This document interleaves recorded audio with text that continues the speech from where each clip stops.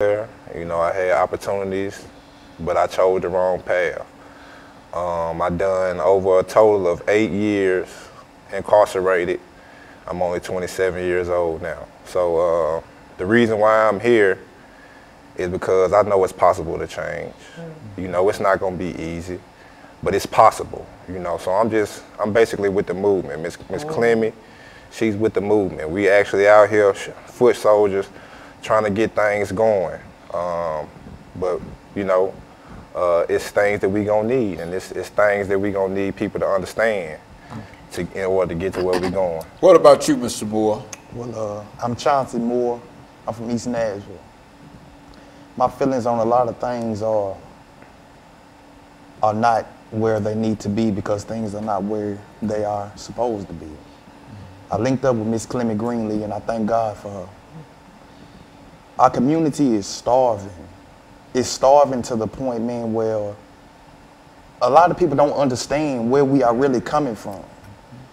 People have to realize and understand that this generation is different from the last.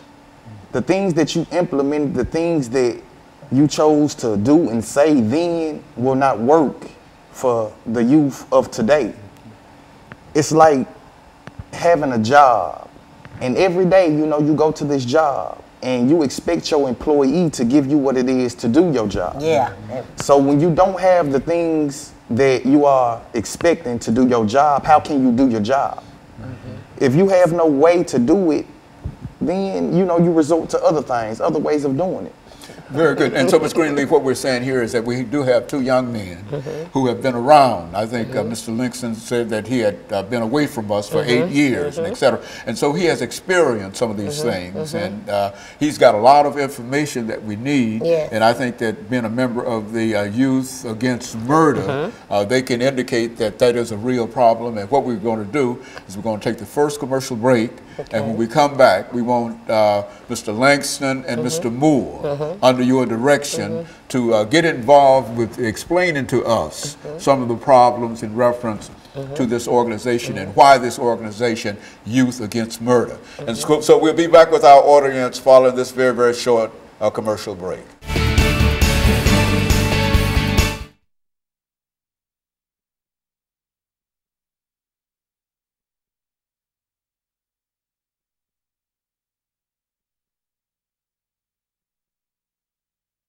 At 8 minutes now. Okay. Well, what we want to do. I want y'all to mostly talk, and they hear me all the time. You see what I'm saying? And so when we come back, I tell you, when we come back, we're going to start with Mr. Moore. Okay. You see, now, this is Youth Against Murder.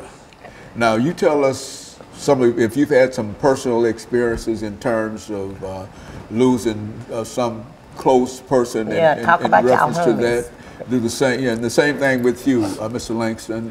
You know, tell your personal story about, because this is Youth Against Murder, and what you want to talk about is that you are against murder. So we'll start off with you. And how we can reduce it. So talk about the homies, but name some issues. Is it all right? Because I actually did 7 years in prison. Yeah, say it. No, we want you. But I didn't know when would be the good right time. This is it right here. You're going to have, when we come back, you're going to have 3 minutes. I'm going to start with you. Can you tap your finger or shake your head when I need to be done? Okay, when you see me do my leg like that. You just talk. You just talk. You're going to have 3 minutes. And then you're going to have 3 minutes. Okay? And then she's going to have 2 minutes to sort of take us out of this second segment.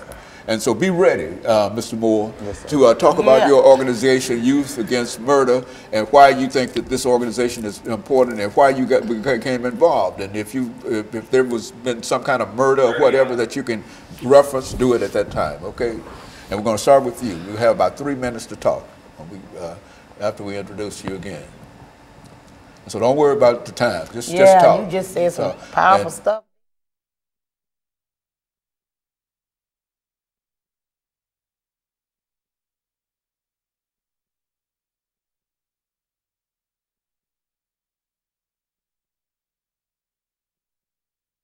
Thank you and welcome back to the second segment of the show for today. We're talking to Ms. Greenlee, Mr. Langston, and Mr. Moore, and they are dealing with the issue of Youth Against Murder, indicating that murder and homicide has played a very, very significant part in all of our lives. And what we're trying to do this morning is to give them an opportunity to make some statements in reference to the organization that they have and some of their attitudes in reference to that. Let's start with you, Mr. Moore, and have you to talk about some of the things that you'd like to say in reference to the organization Youth Against Murder.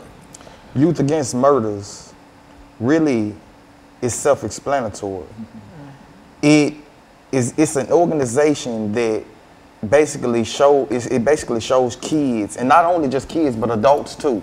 But we're mainly talking about the youth at this particular time. It shows them that it's other things out there to do. You know, we have different programs, GED programs. We have, you know, application programs. We have all kind of things to implement. We have them implemented to get them to the next level. See, I did 7 years in prison, you know, and in prison, I told myself a long time ago that I've taken so much, it's time for me to give back. So I'm taking advantage of this opportunity that I have now with Miss CGreenlee and Mr. Langston here to reach out and touch anybody that is willing to listen, because this is not just about us. This is about the youth. This is about our community. This is about things that are going on in the world today. People that just got killed a few days ago, you know, 50 people, you know what I mean? 49, you know, victims, one, you know, killer, but it's time. Times have changed. Things are hard. Our youth is our future. If we can't save them, we can't save nobody. I am the type of person, I will give you the shirt off of my back. I have no problem with that.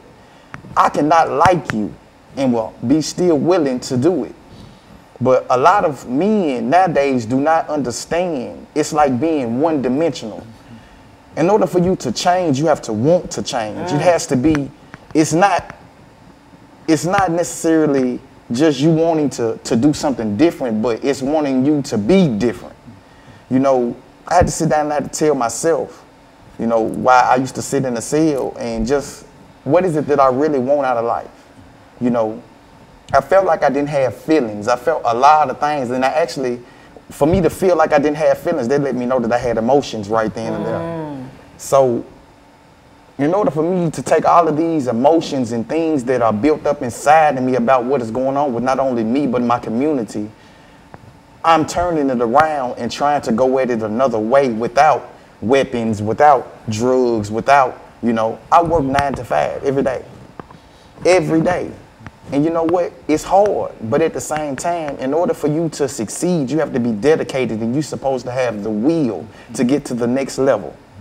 So I thank God for giving me the knowledge, wisdom, and understanding that I have at my age to want this. So with me being able to want this, I want others to want this. Very good. Now, Mr. Langston.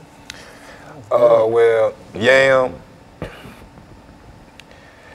it's really what we're trying to go with this is we're trying to get the youth together to fight against this right now.